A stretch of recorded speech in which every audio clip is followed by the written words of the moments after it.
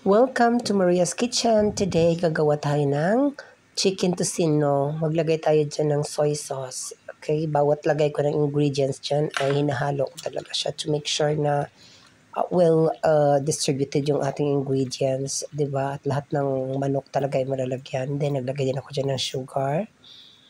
Yan, hinalo-halo ko. Brown sugar pa lang ginamit ko dyan. And then, naglagay ako ng pineapple juice. Then, halo. Ganyan lang kasimple. Then, naglagay din ako dyan ng grated garlic. Actually, mas maraming garlic masarap as wala na. Naglagay din ako ng black pepper. Naglagay ako ng oyster sauce. Naglagay ako ng salt. Naglagay din ako ng food color. Wala akong aswete. Yan ang nilagay ko. Then, nikos-mekos ko siya. Hinalo ko siya ng bonggang-bongga. Ayan na siya. So, achieve na natin yung color. Achieve na natin yung taste na gusto natin. Magkaiba tayo ng taste pero kayo na bahala sa timplada. Kasi ako, yan ang timplada.